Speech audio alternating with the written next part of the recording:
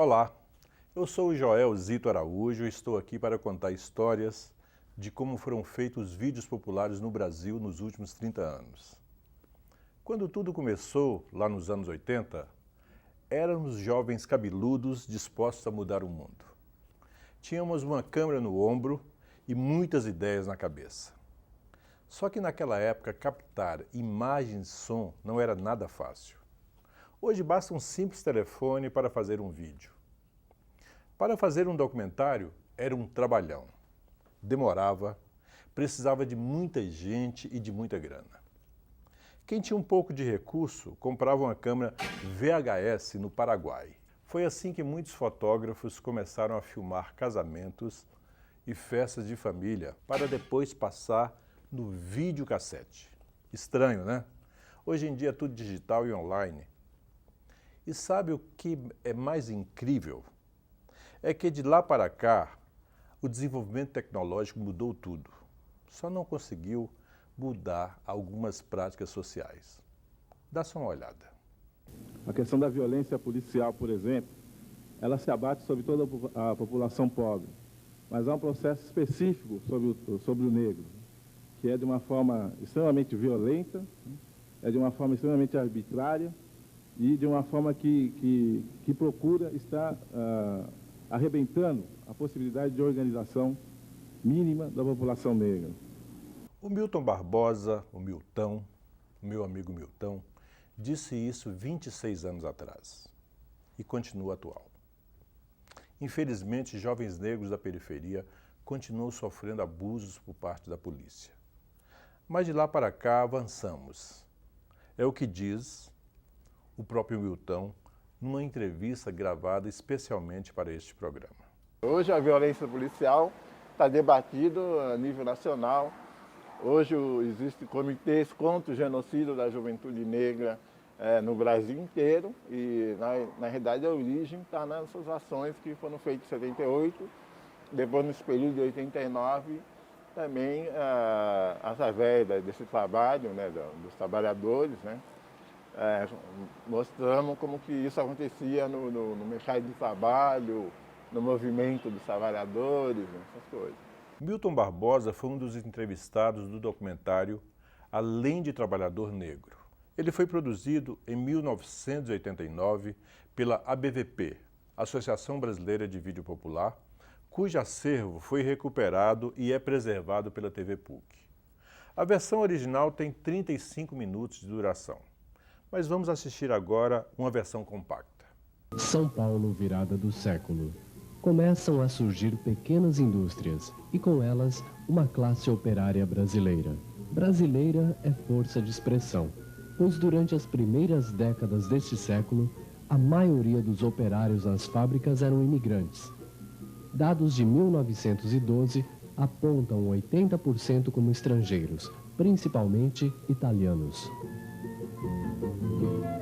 O trabalhador negro menos especializado exerce trabalhos braçais. São carregadores, pintores, pedreiros, lixeiros e condutores, que não participam diretamente da organização da classe operária.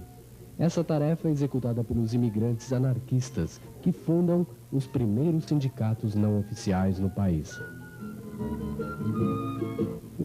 A primeira coisa que a gente vai reparar quando você começa a discutir a problemática racial é a ausência total do trabalhador negro, né, no processo de formação da sociedade brasileira. A maioria dos sindicatos organizados pelos italianos aqui no Brás, no Bexiga, na Moca, eles eram anarquistas na época. E existia poucos negros nos sindicatos, porque a mão de obra que vinha da Europa já vinha especializada para trabalhar na indústria. Existe a indústria se organizando, mas existe o Largo da Banana, onde é feito todo o transporte de toda a riqueza que está circulando ali e que é de trabalhadores negros, que estão descarregando coisas, que estão transportando, que estão servindo nos armazéns, que estão construindo os armazéns, que estão produzindo uma coisa que é bastante importante para essa própria organização industrial que está ocorrendo e que não é posta como contribuição. O movimento sindical organiza-se lentamente. Em 1906, realiza o primeiro Congresso Operário com a participação de 28 sindicatos. 6 anos depois, no segundo congresso, já participam 59 entidades com 177 delegados. Ocorrem as primeiras greves por melhores condições de trabalho e pela redução da jornada.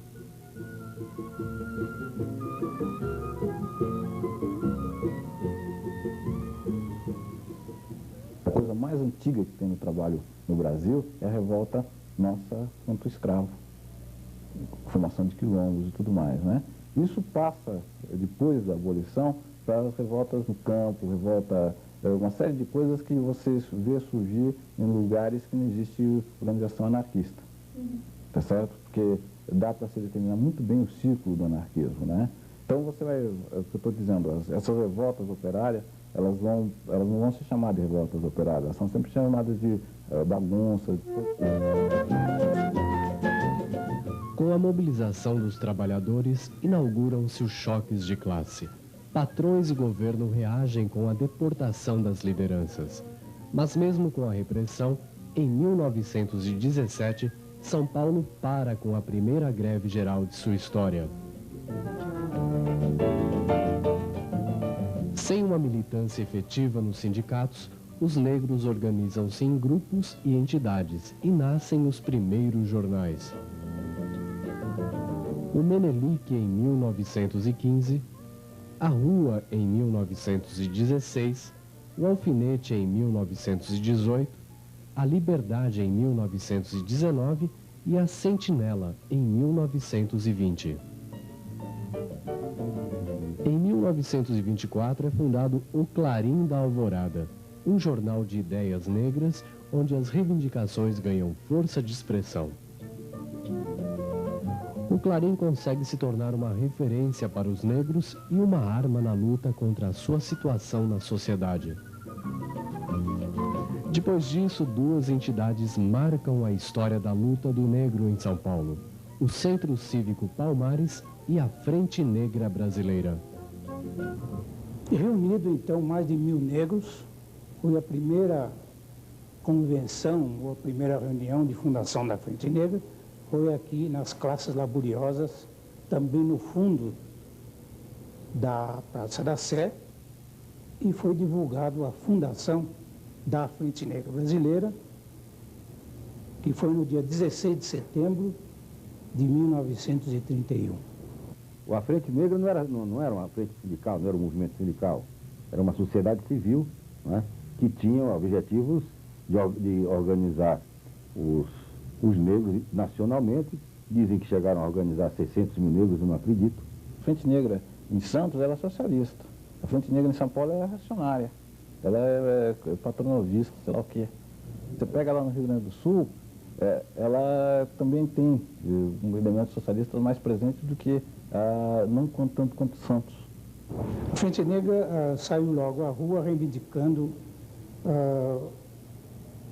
a condição de trabalho para o negro. Isso era importante, porquanto o negro, na época, não era aceito em toda a parte. O negro trabalhava nas docas de Santos, ou na Sorocabana, ou na Light. Dentro da Frente Negra hoje, o próprio movimento negro unificado, ele tem uma ligação, ele tem uma identidade com algumas pessoas da Frente Negra, principalmente com o Correia Leite, né? E talvez Henrique Cunha. O pessoal da Clarim da Alvorada não foram fundadores da Frente Negra. Nem o Henrique, nem o Correia Leite, eles tinham um clube de cultura social. E tinha um jornal Clarim da Alvorada. Essa entidade cuidava só de poesia, de reunir os negros socialmente, chás, né, com palestras, mas não tinha nos seus estatutos a luta para a reivindicação histórica do negro. Existiria um partido da Frente Negra Brasileira, mas esse partido não teria um conjunto ideológico único, né? A única saída para que o negro ascendesse à sociedade brasileira era através do voto, através de um partido político. A Frente Negra esteve com Getúlio mas porque a Frente Negra representava um esteio ideológico do Getúlio, do Estado Novo, porque a Frente Negra era um movimento de extrema-direita, né? Tanto que o jornal deles, a Voz da Raça, tinha como slogan Deus, Pátria, Família e Raça.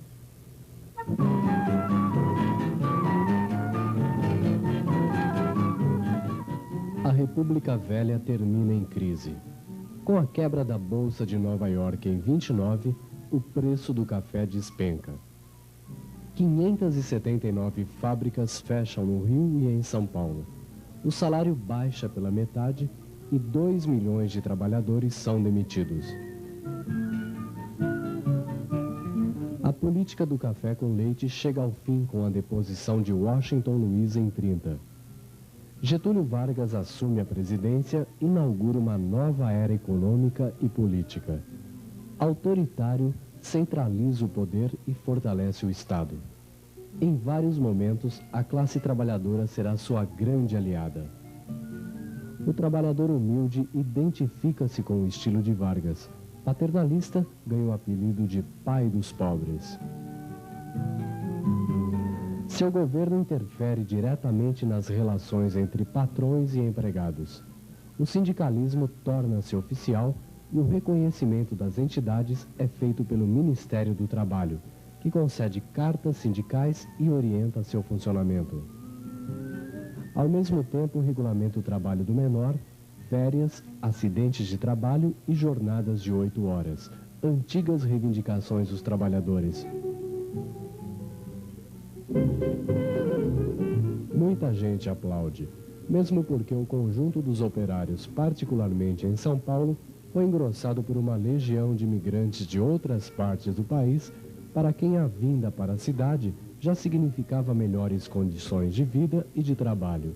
As bandeiras de luta do anarco-sindicalismo e do comunismo não motivam a classe trabalhadora. O bonde São Januário leva mais um operário.